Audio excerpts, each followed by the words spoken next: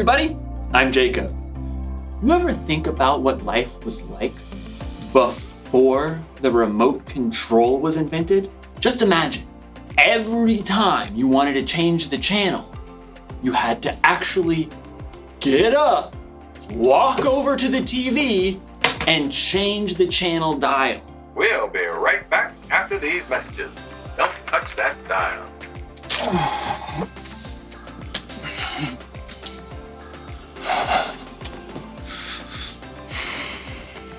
I should appreciate you more. But we're not here to talk about remote controls. We're here to talk about self-control. Self-control is choosing to do what you should even when you don't want to. Hey, wouldn't it be cool if we had a remote control for ourselves? An actual self-control? That way, if I was ever feeling bored or something, I could just, change the channel. Like, all right, you varmint. You've met your match. I'm the fastest channel switcher on this side of the Colorado. Sure is lonely out in space. Fall back. Picks his target. Pass! Sorry, Miss Ackerman. Dance party! I'm the Turquoise Avenger. I knight thee! Can't stop dancing! Can't stop dancing! Things are getting out of hand! Scalpel! Whoa! Finally, I had to take the batteries out. That was trouble. In today's story, we'll find out that when you lose control, trouble is exactly what you'll get. We'll be right back. Don't touch that dial.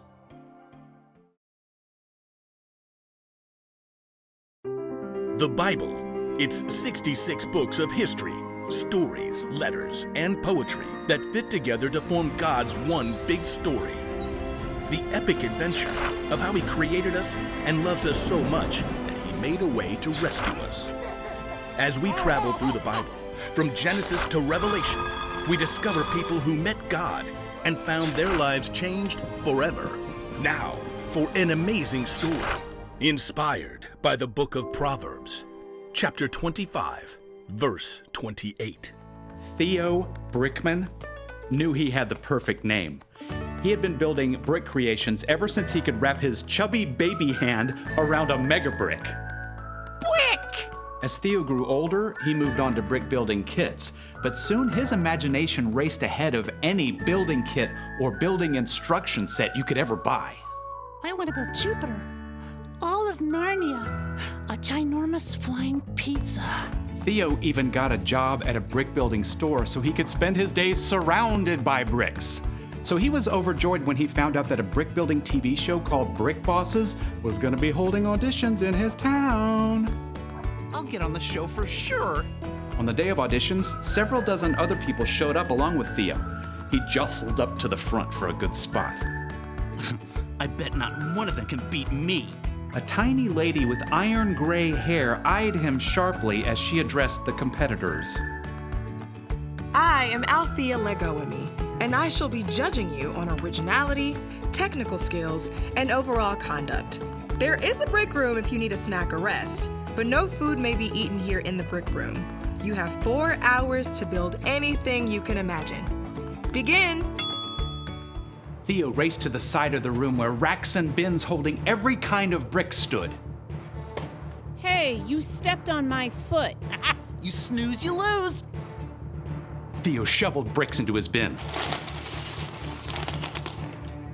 I'll build a castle, one with turrets and towers and a wonderful moat filled with shiny brick water. Theo got right to work. Soon, the walls of his fortress began to rise. He designed decorative windows and lofty balconies. Ooh, I should build a dragon to attack my castle. As Theo snapped red and gold bricks together to form his dragon, another competitor looked over. Is that supposed to be a horse? Can't you see I'm not done with it yet, you blockhead? As time ticked on, Theo realized he was hungry. so he decided to take a quick snack break. Just 1 minute. But in the break room, he discovered his favorite treat of all time. Dill pickle and pizza potato chips! Theo downed one whole bag. He desperately wanted another, but the clock was running down. I'll just sneak this back into the brick room with me. Theo finished his dragon between stuffing pizza chips in his mouth. He tried to hide the bag, but when he looked up, he noticed Althea spotting a trail of chip crumbs that he left behind. She probably doesn't know that was me. With just a half hour to go, Theo's castle and dragon were nearly complete.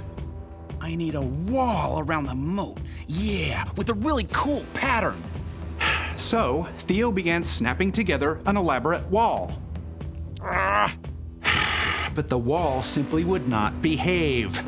Gotta treat this piece apart.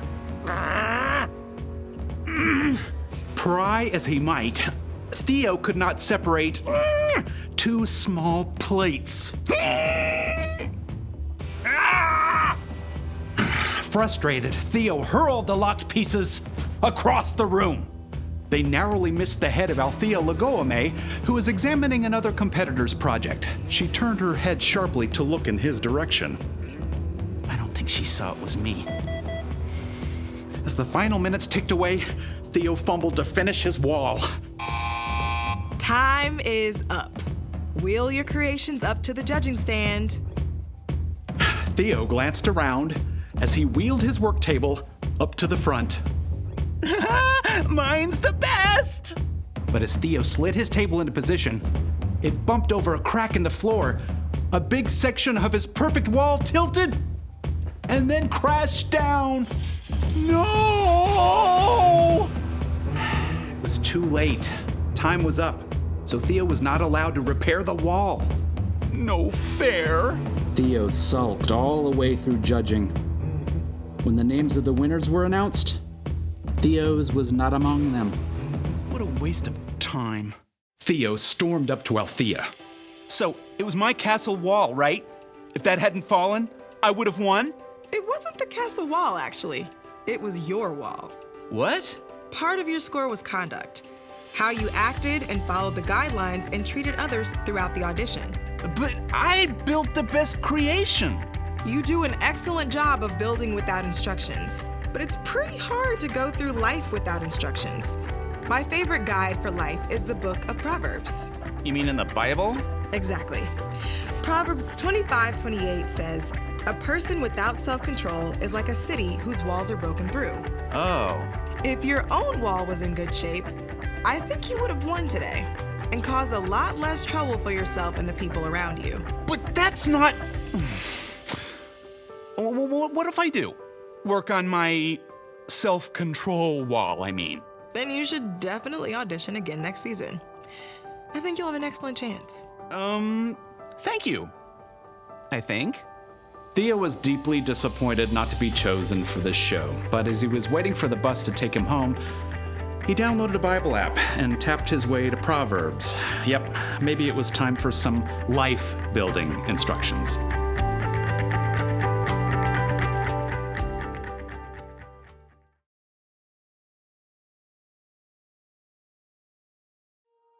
One of the wisest people ever, King Solomon, wrote this: "A person without self-control is like a city whose walls are broken through." People used to live in cities with walls around them to protect themselves from their enemies. So, if there was ever a hole in the wall, it meant trouble.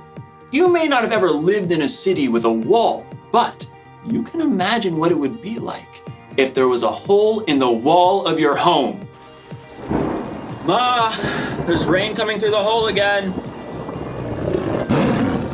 And there's a tiger. Huh. Oh, tiger, Ma! Walls are there to protect us from harm. When we lose control, it's like those walls are broken through. And that can mean trouble.